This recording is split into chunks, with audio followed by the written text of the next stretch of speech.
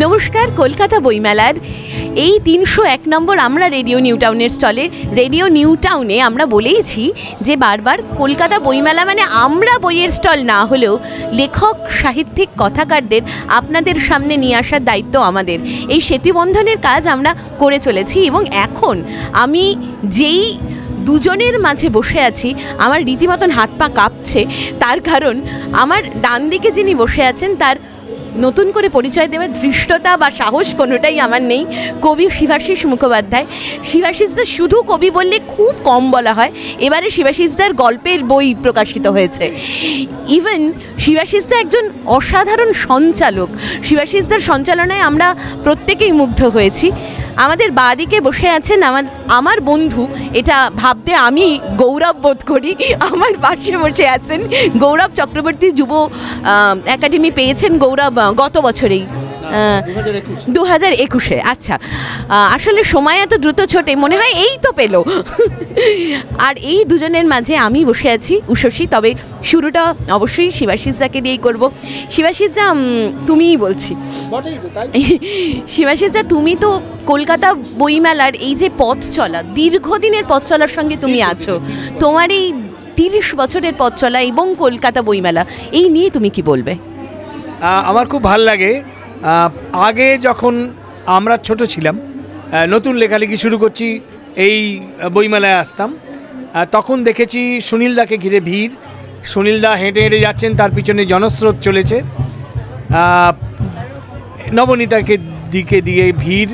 শীর্ষেন্দুদা অবশ্য এখনও আছেন, খুব কম আসেন মেলায়, কিন্তু উনি ওই পিছন দিয়ে আসেন, ছোট্ট করে চলে যান, আর সারা মেলা হাঁটাচলা বেশি করেন না। তো যাই হোক, সুনীলদাকে ঘিরে একটা উন্মাদনা দেখেছি, এই ধরনের ব্যাপার দেখেছি। এখন আমরা দেখি এই সরঞ্জিৎ চক্রবর্তীকে ঘিরে বা শ্রীজাতকে ঘিরে বা আমাদের গৌরব চক্রবর্তীকে ঘিরে এই তরুণদের ঘিরে ভিড় দেখি। নতুন নতুন ছোটো ছোটো ছেলেমেয়েরা এদের সই নিচ্ছে, আমাদের খুব ভাল লাগে। আর খুব মনে কষ্ট হয়, একসাথে আমার কবি বন্ধু পিনাকি ঠাকুর, আমরা তখন আসতাম, তো পিনাকি ঠাকুর চলে গেছেন, রূপক চক্রবর্তী চলে গেছেন। বইমেলায় আমাদের নানা ধরনের দুষ্টুমি ছিল। আমরা দল বেঁধে হইচই করে আওয়াজ করে পত্রিকা বিক্রি করতাম ঢোল বাজিয়ে। প্রসূন ভৌমিক ঢোল বাজাতো, আমরা গান করতাম। মেলা কমিটি বলতে এত চিৎকার চলবে না। আর এখন সব দিকে ডিজি আর আওয়াজ চারদিকে। ঠিক আছে, মেলার এটাই চরিত্র, এইভাবে পাল্টেছে। তবে হ্যাঁ, কলকাতা বইমেলার প্রাণ হচ্ছে পাঠকের সংখ্যা, মানুষের পদধূলি। গত বছরে তো শুনেছি ব্যবসাও 23 কোটি টাকা, 22-23 কোটি টাকার হয়েছে। বই কিনছেনও বটে। একমাত্র বাংলায় এই বইকে ঘিরে এই রকম একটা উৎসব, এই রকম একটা আলোড়ন আমরা দেখি। বাইরে থেকে যারা আসেন, আমাদের কবি বন্ধুরা অন্যান্য রাজ্য থেকে আসেন বা বাংলাদেশ থেকেও এসেছেন, না অবশ্য বাংলাদেশে 21-এর বইমেলাও বিরাট লোকজন হয়, কিন্তু অন্যান্য রাজ্য থেকে যারা এসেছেন বা বিদেশ থেকে যারা প্রতিনিধি এসেছেন, এই ফ্রান্সের স্টলে কথা হচ্ছিল, বইকে ঘিরে মানে এক দিনে 1,56,000 লোক কোথাও আর হয় না।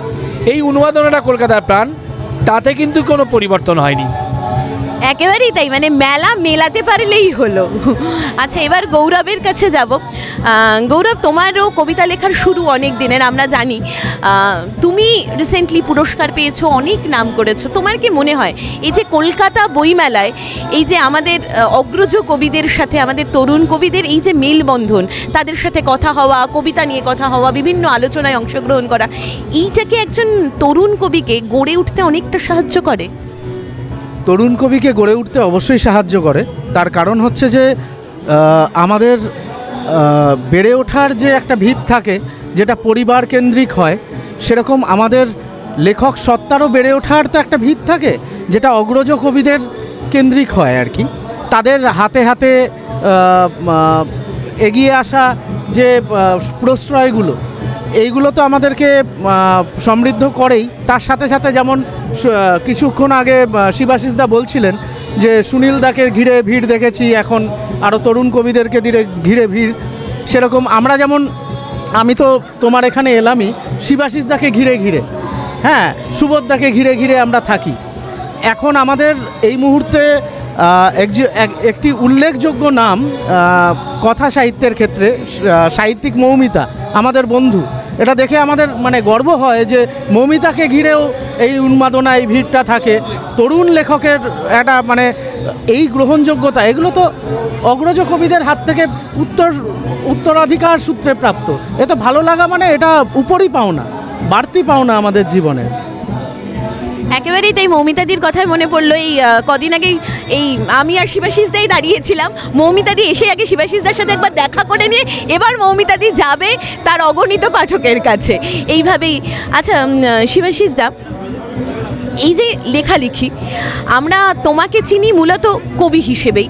তুমি বহুদিন আকাশবাণীতে সঞ্চালনা করেছো, সে কথাও আমরা জানি।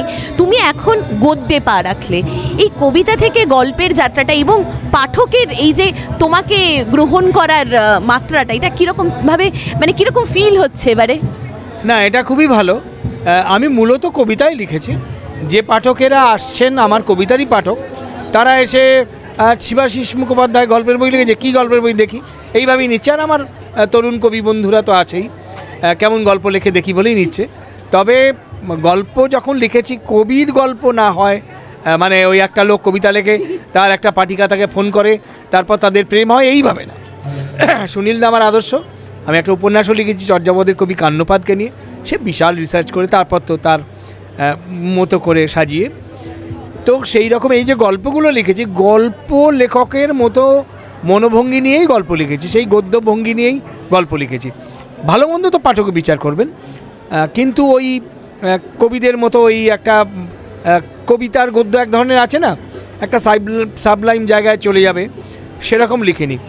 আমি কবিতায় যেমন উড়াল দিতে চাই কল্পনার রাজ্যে, গল্পে কল্পনা তো আছেই, তবে বাস্তবের মাটিতে পা আমি বেশি রেখেছি। আর হ্যাঁ, তুমি যে বলছো গল্পে লিখবো, এবার আমার চাকুরি জীবন থেকে সম্প্রতি অবসর নিতে হয়েছে, ফলে হাতে কিছুটা সময় আছে, গল্প উপন্যাস তো লিখবই। তবে আমার ওই বয় মিটস গার্ল ফর্মুলায় লেখার ইচ্ছে নেই, কারণ এটা তো আমার পেশা না। আমি চাকরি করে বেতন পেয়েছি, এখন পেনশন পাই, ফলে এটা আমার পেশা না। আমি খোঁজ খবর করে, যেমন কান্ন উপন্যাসটা লিখেছি 1000 বছর আগে চর্যাপদের কবি কান্নপাদ, তথ্য খুবই কম পাওয়া যায়, সেটা প্রচুর খাটাখাটনি করে লিখেছি। তেমনই বাংলার বাঙালির ইতিহাস আর ঐতিহ্য অনুসন্ধান করে যদি কিছু লিখতে পারি, তার একটা চেষ্টা নিশ্চয়ই করব। সত্যিই বাহ। আচ্ছা গৌরব, আমার এই শিবাশিসদার সাথে মানে এই কথাটা শুনতে শুনতেই একটা কথা মনে হলো। আমরা তরুণ কবিদের মধ্যে একটা জিনিস বিষয় দেখি, যেটা শিবাশিসদা বললেন যে এখন অবসর পেয়েছি। আমরা জানি যে তুমি ফুল টাইমার সাহিত্যিক। তোমার কি মনে হয় একজন তরুণ কবির এই গড়ে উঠবার সময় সে যদি চাকরি করতে করতে লেখে, তার কি সেখানে কোথাও ঘাটতি হয়, নাকি একজন তরুণ কবির মন্দির সাহিত্যটাই করা উচিত, যে তার থেকেই বোধহয় সেভাবে সে সোনার ফসল পেতে পারে? তোমার কি মত? না, এখানে আমার একটু বলার আছে। সেটা হচ্ছে যে আমি একটা সময় কিন্তু চাকরি করতাম, তুমিও জানো, এবং আমার লেখালেখির শুরুটার সময় তখন তো আমি চাকরি করতে করতেই লিখেছি, কিন্তু পরবর্তীকালে আমি পারিনি, চাকরিটা করতে পারিনি। এই আমার এই উদ্দাম জীবনযাপনটা সেটাকে সঙ্গ দিতে পারেনি, সেখানে কোথাও একটা বিচ্যুতি ঘটে গেছে। আমার সেই জীবনযাপনের সাথে আমার চাকরির একটা বিচ্যুতি ঘটে গেছে, যে কারণে এই অসঙ্গতিটা তৈরি হয়েছে। কিন্তু আমার একটা সুবিধে ছিল, যেহেতু আমার কোনো পিছু টান ছিল না, আমাকে আমার মা বাবা না থাকার কারণে, একা থাকার কারণে আমি এই রিস্কটা নিতে পেরেছি। এই ঝুঁকিটা আমার পক্ষে নেওয়াটা সুবিধাজনক হয়েছে, যে কারণে আমি মানে এরকমও দিন গেছে যে আমি আমার হাতে খাবার পয়সা নেই, কিন্তু এইভাবে কোনো তরুণ কবিকে বা কোনো তরুণ সাহিত্যিককে আমি পথ চলার উপদেশ দেব না, পরামর্শ দেব না। আমি গাইডেন্স দিতে পারি, যদি এরকম করো তাহলে এইরকম হতে পারে, এই মানে এই দিক নির্দেশটা আমি দেওয়ার একটু সুযোগ আছে আমার ক্ষেত্রে, কিন্তু আমি কখনোই পরামর্শ দেব না যেটা করা যায়। আমার পক্ষে করা সম্ভব হয়েছে, আমার জীবনের ক্ষেত্রে, আমার যাপনের ক্ষেত্রে সেই সুযোগটা হয়েছে। তো সবার ক্ষেত্রে সেই সুযোগটা হতে পারে না, সম্ভব হয় না আর কি। এটাই আর কি বলবো। তবে হ্যাঁ, এখন ঠিকই, যেহেতু আমাদের এখন ই বুক আছে, আমরা এখন সোশ্যাল মিডিয়ায় নিজেদের প্রচার করতে পারি, আগের থেকে কিন্তু এখন বই বিক্রি বা সাহিত্যিকের ভবিষ্যৎ কিছুটা হলেও উন্নত, এটা মনে করা যায়। আর শিবাশিসদা, আমাদের একটা মানে তরুণ যারা লিখছে তাদের একটা বেশ বদনাম রটেছে যে আমরা পড়াশুনো করি না, আমরা একেবারেই পড়ি না, আমরা কবিতা লেখাটাকে ভীষণ সহজ মনে করি এবং সহজ মনে করি বলেই ওই যা হোক তা হোক চারটি লিখে একদমই পড়ি না। আমাদের জীবনে ব্রেকআপ এবং প্রেম ছাড়া আমাদের জীবনে কোনো সমস্যা নেই। তো তুমি কি বলবে, তোমারও কি তরুণ কবি সাহিত্যিকদেরকে এরকমই মনে হয় যে তারা পড়াশুনো করছে না? না, পড়াশোনা করছে না এরকম মনে হয় না, নিশ্চয়ই পড়ছে। পড়াশোনা মানে আমি তারা তো পাস করে অনেকে অনেক ডিগ্রি নিয়ে আসছে, টেকনিক্যাল পড়াশোনাও তারা করছে, পড়াশোনা তাদের করতেই হচ্ছে। কিন্তু আসলে বোধহয় যে কথাটা ওঠে, তারা অগ্রজ কবিদের কবিতা পড়েছে কিনা, হাজার বছরের আবহমান বাংলা কবিতার এই যে স্রোতধারা, তাতে তারা অবগাহন করেছে কিনা সেটা না, এটা আমি বলবো তুমি বলবে কথা না, এটা লোকের লেখা পড়লেই বোঝা যায়। যে তরুণ কবির কবিতায় উঁকি মেরে যায় মনসা মঙ্গলের কিংবা বৈষ্ণব পদাবলীর অনুষঙ্গ, তার মধ্যে তুমিও একজন আছো, যার লেখায় হঠাৎ চর্যার একটা অনুষঙ্গ ঝিলিক দিয়ে যায় বা বিদেশি কবিতার কোনো একটা অনুষঙ্গ ঝিলিক দিয়ে যায়, ফলে তার লেখাই চিনিয়ে দেয় তার এই যে ফসল ফলছে তার মানব জমিনে, তার মধ্যে সার কতটা পড়েছে। সুতরাং এটা একটা ব্যাপার।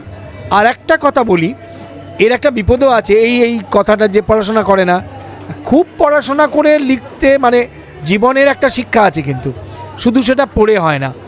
এখন লালন ফকিরের লেখা, এই যে আমরা এখনও লালনের গান আঁকড়ে থাকি, তিনি কি খুব আজকেও প্রাসঙ্গিক, তিনি জীবন সম্পর্কে যে সত্য কথা বলে গেছেন, তো তা কি খুব পড়াশোনা করে লেখা? ফলে জীবনের নিজের জীবন চর্চা, নিজের জীবন বোধ, জীবন সম্পর্কে অভিজ্ঞতা, সেই সবও কিন্তু রচনার মাটিকে উর্বর করে। সুতরাং আমরা যখনই বলবো না পড়ে লিখছে, তখনই আমাদের খেয়াল রাখা উচিত তার জীবন ঘনিষ্ঠতা কতটা, সে জীবন কতটা পড়েছে। বটেই তো। আচ্ছা গৌরব, তোমার থেকে জানতে চাইবো, তুমি তো এখন লিখছো, একদম চুটিয়ে লিখছো আমরা জানি, তোমার কি মনে হয় যে একজন কবি সাহিত্যিক জীবনের কি সত্যি তার যন্ত্রণা পাওয়া, আমরা বলি যে দুঃখ না পেলে মানুষ মানে ওই সোনা যেরকম, যে না পুড়লে না জ্বললে হয় না, তোমারও কি মনে হয় একজন তরুণ কবির বেড়ে ওঠা, তার জীবনে হারানো, তার জীবনে বিচ্ছেদ, এইগুলি একজন তরুণ কবির কলমে আরও অনেক বেশি কালি ধরে? তুমি কি বলবে? সত্যি কথা বলতে, বিশেষ করে যেহেতু আমি কবিতাটাই মূলত লিখি, কবিতা নিয়েই যদি বলি, যে আমার মনে হয় কবিতা তো আকাশ থেকে নামে, মাটি ফুঁড়ে ওঠে, তাই না? তো আমাদের জীবনের, আমাদের যে দর্শনটা তৈরি হয় তো জীবন যাপনের মধ্য দিয়ে। আমাদের জীবনবোধ, শিবাশিসদা কিছুক্ষণ আগে বললেন জীবনবোধ, সেই জীবনবোধটা তৈরি না হলে তো আমরা জীবনকে উপলব্ধি করতে পারছি না।